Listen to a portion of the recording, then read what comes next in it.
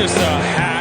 He's just an absolute hack. And he gets his ass kicked by his teammates every week. It's just, it's terrible. It's just terrible. We're back here on the FCS Football Podcast, part of Hack City. Joe DeLeone, Sean Anderson, the two biggest idiots. Fuck, let me do that again.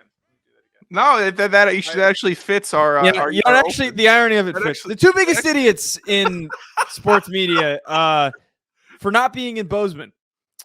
And here we are sitting in our respective homes. I'm sitting in the worst possible place on earth, which is New Jersey. Still better than Virginia.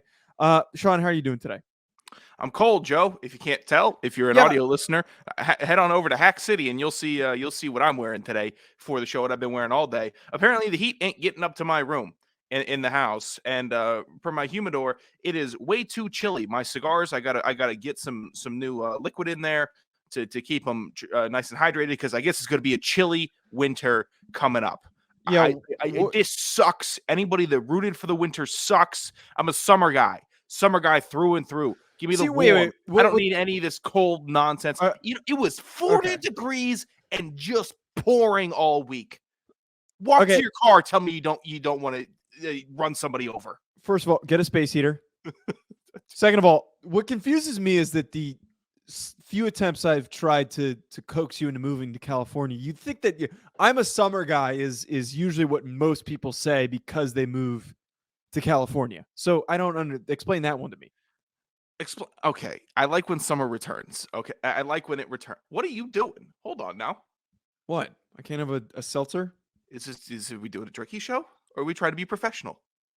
Shut the fuck up. Again, I reiterate. Can't bust your balls a little bit. Come on, no, that's funny. Okay. That's okay. I drink every other show. Yeah. And I reiterate, the two biggest idiots in FCS football. Stuck in my normal backdrop. Feels like a little bit of not normal. My throwback, a little bit of a throwback episode here with the original backdrop that I had for a whole season back in 2021. It brings back a lot of memories, actually. Not a lot of good Joe ones. With that. Not a lot of good ones. Why not? Oh, this office or sunroom or whatever it is that I worked in before I got my full-time Can everyone job. still hear you? Oh yes, 100%. But luckily not that many people are here, thankfully. But the thing that stinks about this is just the negative, depressing times that I spent stuck in this wormhole that is the office in my parents' house. The frustration you would have when your family was talking in the other room and they didn't respect that you were doing a show. Is unparalleled comedy for me, because we've both gone through that plight where, and this goes for podcasters in general who are not ever cool or work a real job, but it's a job and it's a career for some, and it is always disrespected, as it should be. Yes, but it doesn't mean that it's always fun and games. Just because we have fun doesn't mean that it's not also a business.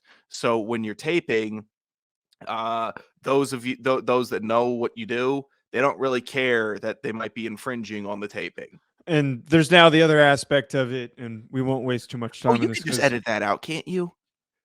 Did I interrupt? What are you talking? Are you just talking with Joe? What? Hey, yes. Well, there's that, but the other thing too now that comes back into the fold, because you're independent, you're living with roommates in Virginia, and I was living on my own in California, and now you come back to visit family for the holiday. You are now on everyone else's schedule, everyone understands the play. That is, I can't just, like, I'm working very odd hours. I'm constantly working very odd hours, and the confusion of, wait, what do you mean you can't just stop? Like, what do you mean you can't just come to dinner? Like, that's the thing that I now have to deal with, and I don't want to waste too much time complaining about. Susan's coming home on Saturday, so it's like, all right, well, now we're back to 2015 when I was living at home and I was still in high school. Like, because it's just everyone's rallying the troops and we're doing this, and this. Hey, can you catch me? No, I can't. You throw a softball 70 miles per hour. I like my teeth in the position that they're in. Okay, so I'm not. You could find somebody else. But it's I mean, I'm a little bit excited to see family. I guess. I don't know. It's Okay, well, not. we'll Being able to dissect see it on a different show.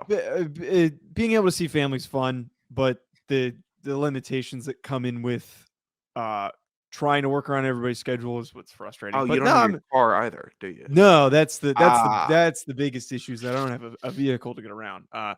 Nonetheless, Sean, we've got a big game to talk about. We're talking about College Game Day, the trip that is happening for College Game Day, heading to Bozeman, Montana for Montana State, Montana. We're excited. UCLA, USC can go screw. Yeah, eat your hearts out, Pac-12. Yeah, How about you keep your teams, Klyavkov, loser? And the city of Los Angeles, too, can go screw. We're going to talk about the game. We're going to give it the proper attention that it deserves. We're going to mostly focus on that game, but we're also going to hit on and just kind of give like a quick thoughts on William & Mary at Richmond, Mercer at Samford, and then North Dakota at North Dakota State. And then obviously we've got implications for the playoffs. We're going to talk about that not on today's show, but at some point early next week. And Sean and I are going to talk off air on when we want to do that bracket reaction episode, and we'll figure that out. But Sean, yes, I know that you are a betting man. Sports betting, do the read. Oh, I like that actually. That it wasn't some actual hokey. You're a betting man. What do you bet you'll do some advertising for us? I like that you just said do the read. I like that a lot. Do the fucking read.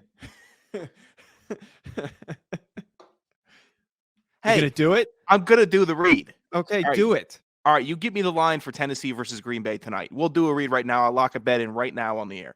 Get me the line. Give me the line. I have one hand. I don't have a mic arm. God, you suck as a producer. Regardless, the Tennessee Titans are playing the Green Bay Packers tonight on Thursday Night Football. If you like what you saw out of Aaron Rodgers and the Packers, you shouldn't because they're still frauds. But the Titans still have Ryan Tannehill as a quarterback, and they have Derrick Henry, who had a slow and sleepy game last week. I think I'm leaning. My pops texted me if I like the over/under at 42. Is he betting? Don't worry about what he's doing. Okay, I'm sorry, Chris. He just asked me. Hey, don't air him out like that. Sorry. All right, go ahead. The over/under 42 is tough because Thursday Night Football games this year have really been stinkers. I can't recall one except for maybe the opening week that was actually exciting. Really, they've all stunk. Tonight, it's probably going to be the same thing. But if they're going to stink, you might as well enjoy it and pick a team that you like. So if you're a UT Martin fan listening to this and you somehow also like the Tennessee Titans, or you're, I don't know, Brendan and Chad, who is a diehard passionate for the Midwest sports teams. Yeah, I don't care about the Brewers. I saw you guys going on your big tweeting at the end. I saw that regardless. Head online to betonline.ag to join and receive your 50% welcome bonus for your first deposit. Make sure you use promo code BLEAV, BLEAV, to receive your rewards. Bet online where the game starts. Lock some bets in. Chicago should have never changed its name from Chicago to Chicago from the Chicago Transit Authority. Yeah, Chad, respond to that. We might need to change the Hack City Open, by the way. We'll figure that out at some point. Yeah. All right. Montana. At Montana State. Bozeman, Montana. 28 degrees on Saturday, which, again, we're idiots for not being there. I wish I was there suffering in the cold. Sean's soft, even though he's go screw. I would have been there. You would. No, that's not true. Me that's not true because I texted you earlier in the week when game day was confirmed, and you were like, "But it's going to be 28 degrees." You were already complaining about the weather, even though we're not even going. Here's the problem. I'm starting to see the set get built. I'm starting to see the hype. Fans are making their own video. Sam Herder's there too. Oh well, Sam Herder's better than us. Okay, I'm very impressed. Sam Herder's there. What's he got going on? Actually covering the sport. Yeah, I'm messing. Come on, can I not try to start a beef? You never want to do a radio war with me. Well, we're on good terms with Sam. And again, Sam actually made the trip, and we are idiots, and we went to Campbell University to watch a nothing football game and to do nothing for 2 days. And we could be in Bozeman and harassing the College Game Day guys like a couple of heathens. Would we have made a sign? I don't know how we could have done that. I would have gotten as close as possible. I would have tried to get us on TV. I don't know how we would have done it. But I would have gone shirtless with Hack City painted on my chest, maybe. yeah, I'm Hack, you're City. Yeah, Actually, you be Hack, I'll be City. And here we are again, sitting in terrible rooms, talking about the game. Yeah. Sean, let's actually talk about it though. So Sure. This matchup has a lot of intrigue to it. Obviously, both these teams are really competitive. They're really freaking good. Montana State is currently undefeated in FCS play. Montana, on the other hand, went on a 3-game losing streak. However, they've rebounded since with a 57-0 win, I believe, over Cal Poly, and then recently a 63-7 win over Eastern Washington. Clinic. Now, the one thing that needs to be acknowledged is that although Montana State is undefeated in FCS play, their resume is not crazy impressive. Their more notable wins are against Eastern Washington, which was only by 3 points. Mm-hmm. They beat UC Davis, which is ranked currently.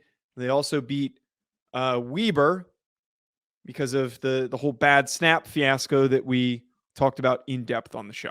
And we all kind of agree that Weber could have and likely would have won that game if it wasn't for the amount of safeties that occurred in that game because of the long snaps. So a lot to consider, and we're going to kind of get into the weeds of this.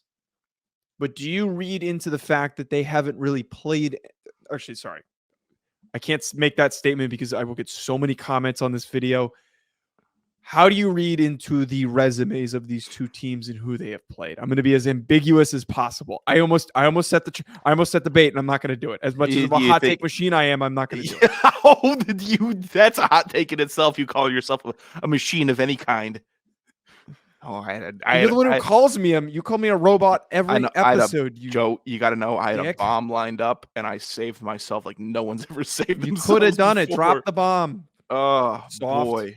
Well, okay. So Montana didn't have a great October. They lost to Idaho 30-23. They lost to Sac State 31-24 and Weber State 24-21. All right, those are 3 teams ahead of them in the Big Sky Conference. They also only lost by 1 score each time. So if we're going to be like the hacks that decide on a bunch of stuff, not in the FCS, but the FBS, it seems like the term quality loss is thrown around a lot. Whereas if you're sitting in the locker room in the meeting rooms, it's still just a loss. Yes. Then you have to acknowledge, if you're a dork analyst, that these are quality losses. You know, I'm sorry. That's what you have to acknowledge them as for the box score, for the appearance of them, quality loss. The players don't feel that way. The coaches don't feel that way. It's just a fat L sitting on their record. Correct? Right. It's demoralizing, which the one thing I will say, and I give a lot of credit to Montana, is that when you suffer a loss like that, you as a team ultimately decide. You make a decision. Yeah, you decide the direction that you go in. And it would be a different discussion point if those last 2 games against EWU and Cal Poly, if they won by like 2 touchdowns, 3 touchdowns. But they fucking beat the doors off of them. That is, you talked about a clinic. That's like a complete and utter demolishing of both of those teams. That's like that's how an FCS team beats a D2 school or a D3 school or an NAIA school or a JUCO school. All right, that's what that score is reflective of, and that's what a team that looks pissed off and is trying to take control of their season does.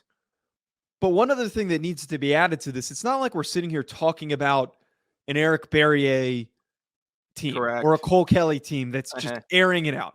They're running the football doing this. They're doing that on the ground over the last couple of games. So the momentum, as good as Montana State has been this year, I would argue that the momentum is in the favor of Montana right now, based on what they've done over the past couple of weeks. Close losses. I don't think that's a crazy take to make. Those 2 games are huge for building momentum. Eastern Washington's not a walkover team. I know that they've been good this year. And on top of that, Montana State barely beat Eastern Washington. That needs to be acknowledged. Okay, Montana State. God, they Cal Poly must be the most. I saw you using this term on Twitter, by the way. I don't know if I like it because it's the term that I brought to the table. Cal Poly must be the most barnyard team in the Big Sky because they got 72 hung on them by Montana State. Montana State only beat Northern Arizona by 3. They beat Weber by 5. Right. Ugh. I'm looking at this here. You know what? When you started your stuff about the schedule, who they beat, who they played, yeesh, it's not like that's the real gauntlet here. They didn't play Idaho. Right. Did They they play haven't Idaho? played. They haven't played Sac State. They didn't play Idaho or Sac State. Their best win was against Weber State, and again, assistance from the long snapper failing. Mm-hmm. I guess that's when Eastern Washington had a heartbeat when they beat them on the 24th of September, 38-35, but they only beat them by 3. UC Davis, so Weber State and UC Davis biggest wins. And that's you. Oh, this game might be closer than we think it's going to be. It's going to be a really close game regardless. And a couple of the things that I think add to my evidence on why I'm leaning Montana, if I haven't declared that necessarily, but you can probably tell that I'm leaning Montana in this. There is a bit of a difference in the defensive performances of both of these teams. Now, both these teams are aggressive rushing attacks. They lean on their run games in very different ways. Montana State has been relying on Tommy Mellott and Sean Chambers, and it looks like Mallott's back to being the lead guy here, and their quarterbacks are producing a lot of their touchdowns, a lot of their rushing yards. Sure. They don't have Isaiah Fonzie. The other way around, you've got Nick Osmo and Marcus Knight, who are leading the way on the ground for Montana, as well as Lucas Johnson, who's had some good games. They're throwing the ball a little bit more. The other added cause of concern, and the reason why I like Montana a lot in this, is that they're only allowing 14 points per game compared to Montana's 28. And we know how good those defenders are on Montana's defense. Robbie Hawk is fantastic, one of the best defensive backs in the country. And I don't know if Patrick O'Connell's playing in this game. I can't find any information if he is or not. I know he was dealing with an injury, but if he's back and he's playing in this game, which I'm sure it's one of those games where it's like, hey, we need you to go. If you have him, your defense is even more bolstered in this game. Yeah. Has Justin Ford been playing? He's a dude also on that Montana defense. We previewed him. I am asking you a silly question, but yeah, he has been an awesome shutdown corner for them as well.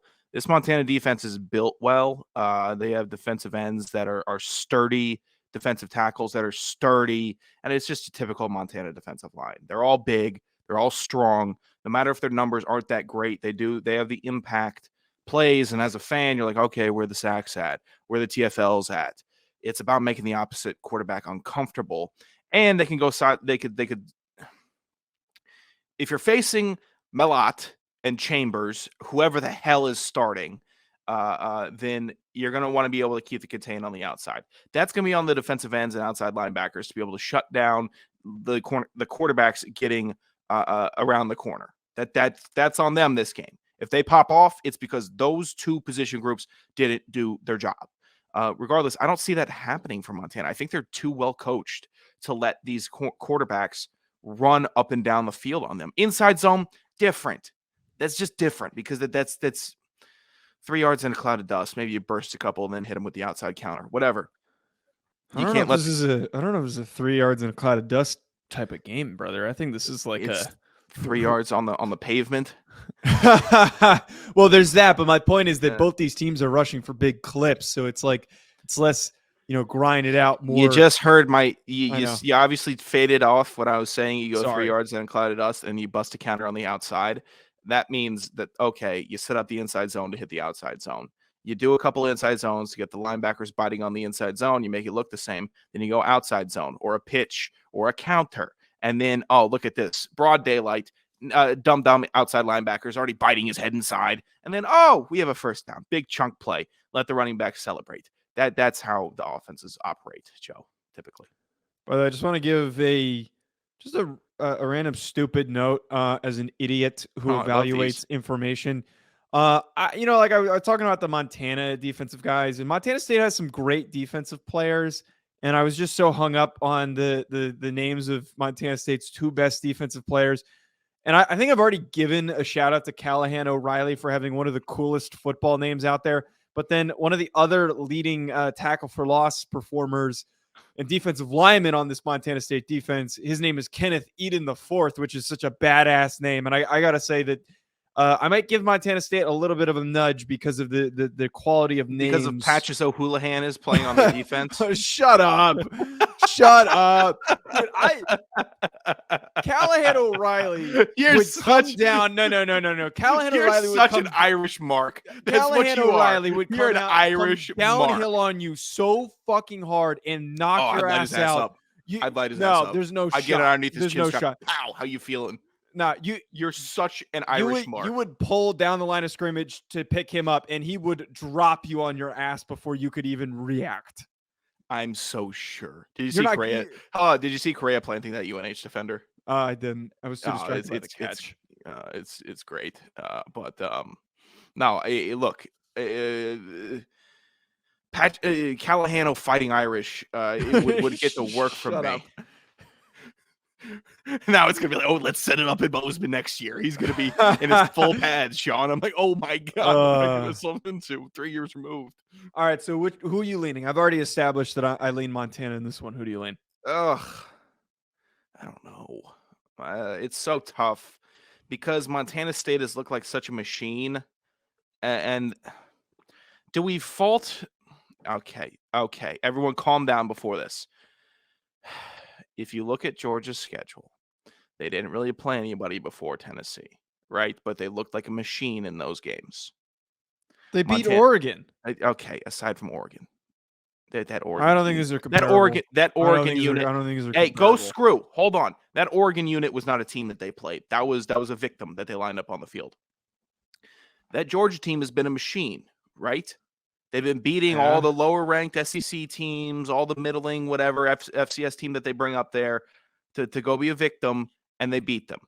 Montana State has looked like a machine, and they keep on winning. So I think I'm leaning Montana State in this one, and I'm not going to put too much stock into who they've played or the level of competition that they've played. I compare South Dakota State to Georgia more than I would compare Montana State, but I kind of understand what you're trying to say. Sure, you do understand. Okay, so you're leaning Montana State, is what you're I think I am. Okay, Sean, we got 3 other games. I just want to hit on them really quick. William and Mary is playing Richmond, and just my quick thoughts on this. The way that Richmond has played in their biggest matchups, and I know that they both beat Delaware, I'm leaning Richmond because of the way that they can attack the air with Reese Udinsky and all the receivers that they have. Those are just my 2 cents on that game. What do you think? Richmond's had some really convincing wins, but William & Mary is not a fun game, I would say, for anybody that the way that they're moving the ball on the ground. And they are just going to impose their will. I mean, last week they beat Villanova 45-12. How many times have we seen Villanova get beat that badly? Never. So for William & Mary, I kind of have to take away from, Mike Tomlin went there. And then I have to take away from, it's a really good academic school to, they're not messing around when it comes to running the rock inside the tackles and outside of the tackles. And for CAA teams, normally it's, okay, you run the ball, you just have a really, really fucking strong running back. Like Albany always had strong running backs. Stony Brook, where it's like the running back is stronger or as strong as your linebackers, and he's basically the linebacker back there. And it's not as much scheme. It's like, this is just a dude that lives and breathes weight room. Every school we played had one, maybe with the exception of UNH, who always just had a shifty scat back. William & Mary's got scheme too, and they are mean in the run game, so it's going to be tough. I mean, it's ground versus air in this one. Yeah. Mercer is playing Samford as well, and I got to say, I have doubted Samford way too long. We were so off base with our predictions last week, and I thought so hard that Chattanooga and Mercer were the teams to beat, and apparently the team to beat is Samford. I don't put any stock in Furman, especially after how disrespectful some of the fans were in the comments, but which go screw. Why are you taking them to heart? Come on now. I know, I'm just kidding. But no, Samford though, man, like I keep doubting him. I think I'm done doubting him. The way that they have shown up on a weekly basis, and they've been so good throwing the football, I can't keep doing that. I've been duped by Mercer multiple times as well. So give me Give me Samford in this one. It's hard to argue with results. Since September 10th, their scores go 33, 35, 34, 28, 55, 38, 34, 35. See a trend there? Probably going to score 35 this week. Exactly. Really impressive team so far. Speaking of impressive, North Dakota State, I know that they haven't been as explosive, but they still look like the same North Dakota State that we're used to is hosting their in-state rival, North Dakota. At North Dakota State. Just needed to double check for a second because I misspeak on this show quite often. The Bison, though, I know that North Dakota's ranked and that they have been really good over the past couple of seasons, and they've outperformed expectations this year despite losing multiple key players. They've put together a nice season this year. Yeah, but nice doesn't help you beat North Dakota State. Correct. This doesn't need much analysis. North Dakota State's North Dakota State. They're win. Yeah, correct. I mean, look, I think I said it best. It's a nice season. If they make the playoffs, and they can hang their hats on it and go play whoever. All right. Just make the playoffs, keep your fans interested, keep them entertained. It's good for your program. It's good for recruiting. And if you get bounced in the first round, you get bounced in the first round. No one's gonna. I don't think anybody on this show will hold it against you for making the playoffs. No. Fun matchup though, but yes. Two very different levels of programs, which I don't think anyone on this show or tuning into the show would disagree with that statement. All right, Sean, let's wrap with FC estimates. We tied last week. Let's wrap 5 up for with 10. FCS By the way, you weren't up 10 on me, so I don't know how the fuck you wait. You messed up the math. I didn't. I didn't do the math this week. Jackass. No. You okay, wait. It was 61-69 and then you did cheat. You did cheat. We were tied and now the numbers in here are what numbers? 66 and you have 76, so now you go from being up 8 to 10. Fuck you. You're cheating. I'm not cheating. I knew you've been cheating. This is the whole season. I'm not No. Because we came in. Absurdist fucking. We came in at the beginning of this.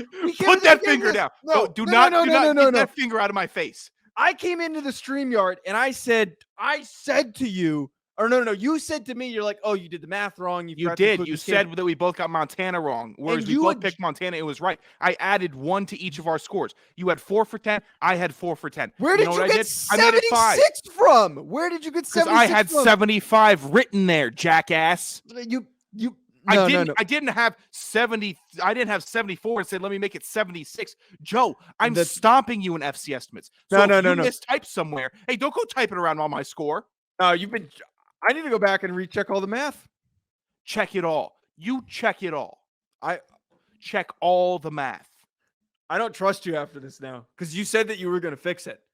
I did fix it. I added 1 to each of us. I didn't add 1 to you and 3 to me.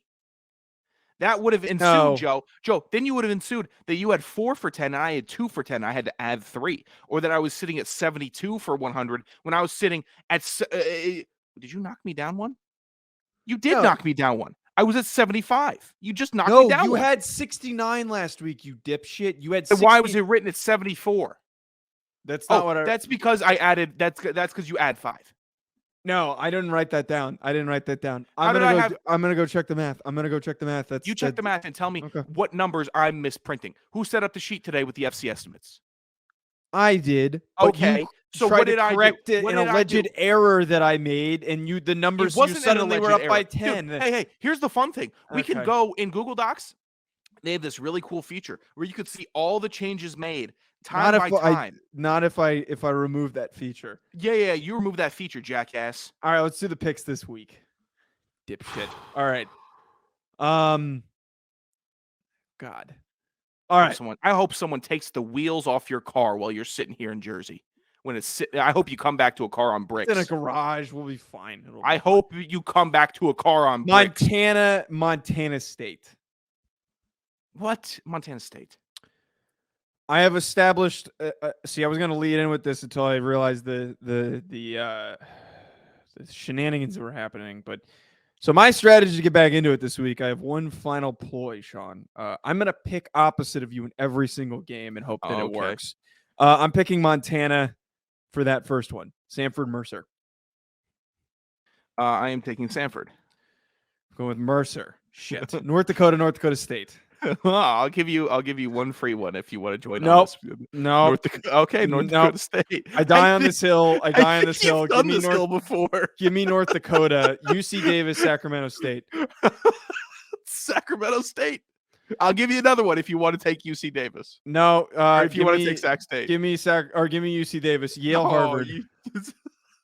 Yale, Harvard. Harvard. I'm taking Yale. That one's a little more realistic. Southern Illinois, Youngstown State. Youngstown State. Give me the Penguins. I'm taking SIU, another easy one. That's a free dub. Lehigh, Lafayette. Joe's taking SIU. You can't take SIU. Oh, you I set can't me let up. you take it. You set me up. I put that in before I knew you were doing this. Lehigh, Lafayette. What's a Lehigh? Lehigh, Lafayette. Over there speaking Arabic. All right, Fuck Lehigh. I'm going Lafayette. I've always hated Lehigh. Dayton at Davidson. Give me Dayton. I'm going with Davidson. NCA&T at Gardner-Webb. NCA&T. I'm going with Gardner-Webb. Another easy one. Kennesaw, Eastern Kentucky. Kennesaw. I'm going with Eastern. I just got some. Okay. I just got some audio from Nick Massaroni. Thank you very much, Nick. It'll be well used in a new production piece. Is that going in Inquirer? He is. Nick is the voice of the Inquirer. Is his voice? Does he know this? Yes, he knows. Yeah. So he's been featured multiple times. Yeah. He has a very fun piece with the People's Court, where he is the bailiff voice. Yeah. He's doing good. Did he try to sound like a bailiff, or did he just do the Nick Massaroni voice? I give him some instructions, but regardless, he sounds like a bailiff in real life. But okay. I give him some tips and stuff. Not tips, but like how you give somebody that's doing a voiceover. What you're looking for. I'm really happy that Nick Massaroni has ascended to this, and hopefully he puts a reel together and somebody hires him to do more. I think that I'm really happy that Sean Blythe is out there reviewing roller coasters. Also, it seems like he's very passionate about it. Yeah. The Kennesaw boys are thriving. Yeah, they're thriving. I'm not. All right, at Joe DeLeone, at Sanderson Radio, Hack City on YouTube. Hit the subscribe button wherever you're tuning in. I'm gonna get in a car and drive to Sean, and I'm gonna hit him with the car for cheating. You hit me with the car. You roll up on this at this house. You're gonna be facing 5 swords in your face. No.